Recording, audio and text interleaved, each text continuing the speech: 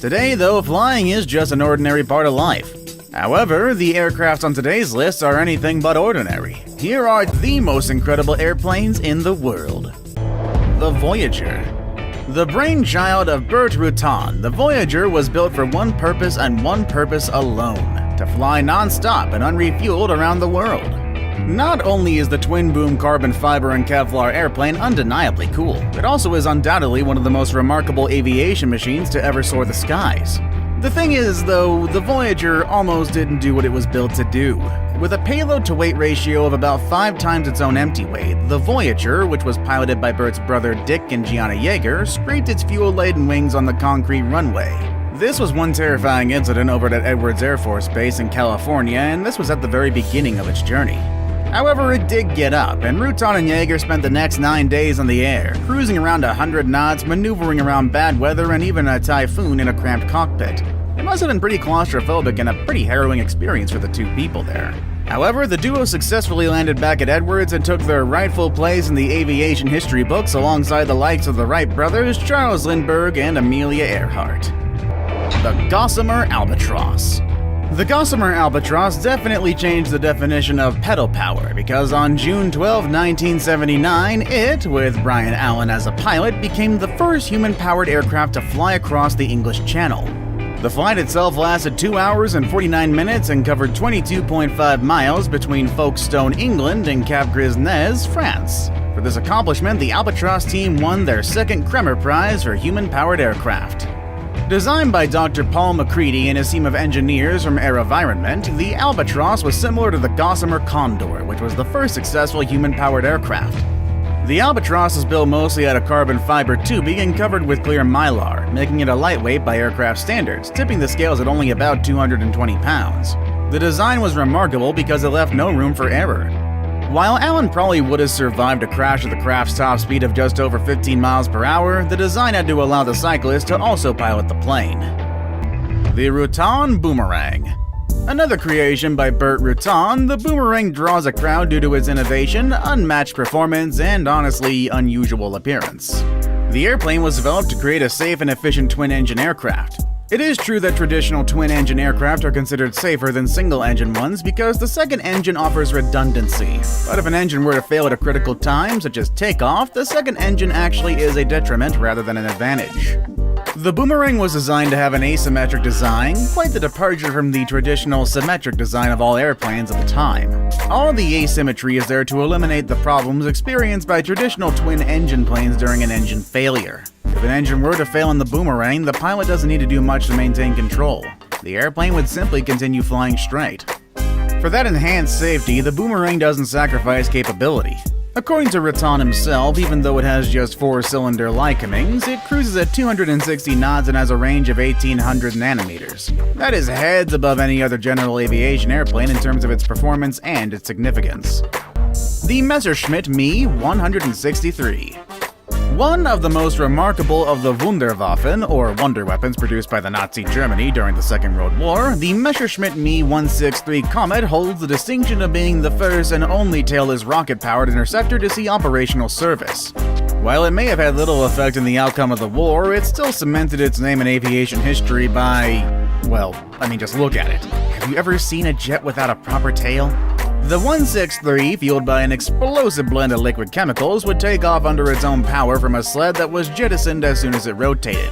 With mere minutes of flight endurance, the 163 would literally rocket skywards at speeds greater than any Allied escort plane at the time. It was so fearless that it even went after flying fortresses despite having minimal weaponry with which to attack. After making its run, the German interceptor would turn tail and head back to base, gliding in for a landing after its fuel had been exhausted. This mission profile, however, made the 163 easy pickings for Allied fighters, and a lot of these planes were shot down, despite the cool design. The Super Guppy. The Airbus Beluga, the Boeing Dreamlifter, the Antonov AN-225, these are the names of some of the largest aircraft in the world, designed to carry extremely large cargo, such as parts of other planes and also vehicles. But none of them would exist if it weren't for a lesser-known series of planes that first flew in the 1960s. These planes helped America win the space race, and they're called the Super Guppy. At first glance, this whale of a plane barely looks like it needs a fare to maintain enough lift to stay airborne, much less serve as a workhorse cargo transport. But since the 1960s, it's played a vital role hauling precious cargo for NASA space missions across the globe. It was also used to deliver materials using the Apollo and Gemini missions, among countless others. Only 5 Super Guppies have ever been built, and are literally the Frankenstein's monsters of the aviation world. They were constructed using a number of different parts from other airplanes, including the KC-97, the 707, the C-130, and the P-3 Orion. Almost 6 decades since its first flight, the Super Guppy is still in service, turning heads whenever it flies and making people wonder just how the heck it stays airborne in the first place. The North American X-15. The North American X-15 is the fastest airplane ever flown, but that's just half of its awesomeness. Because believe it or not, it achieved this record more than 50 years ago and is still unbeaten to this very day. On October 3, 1967, Air Force Major William Pete Knight flew the rocket-powered aircraft to 4,520 miles per hour, or Mach 6.72. It was built to find out how aircraft structures, materials, and control surfaces would perform at hypersonic speeds and very high altitudes. In 199 research flights, the X-15 provided that information and more. The program has been acknowledged as the most successful flight research program in history, and it helped make human spaceflight possible.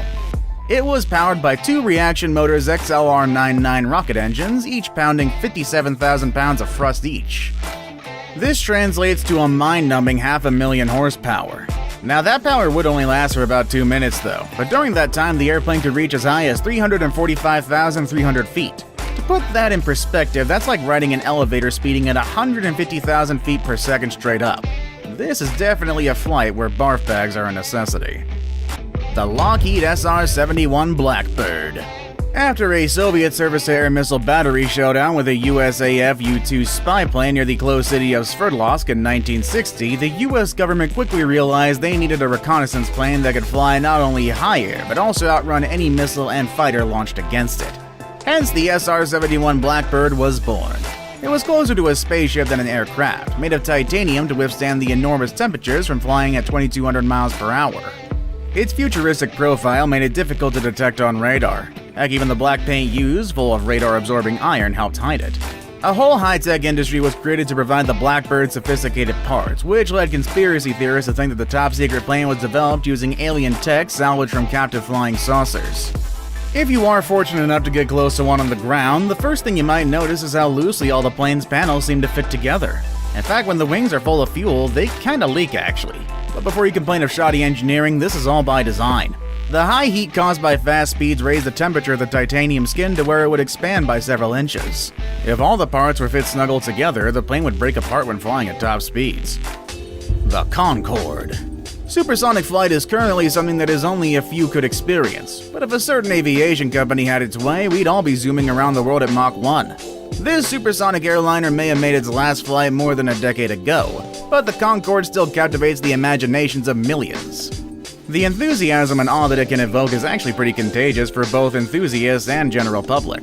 Developed by a joint venture of France and Britain, Concorde's development dates back to the 1950s and 60s as the two countries looked to become the new innovators in the aviation industry by developing what they saw as the future of aviation, supersonic transport. And being to the future, the Concorde sure looked the part, with a delta wing, a droop nose, and highly reflective white paint used to help decrease the heat created by traveling at 1,300 miles per hour. With speed that fast, Concorde could take passengers from New York to London in just 3.5 hours. A one-way ticket on Concorde would eventually climb to over $7,000 in today's dollars, a price many were willing to pay for a high-profile ride on the supersonic marvel. Do you have a favorite aircraft? Let us know down below in the comments. Also make sure to check out the channel's other amazing videos. As always, thank you all for watching, and I'll see you all next time. Later, everybody!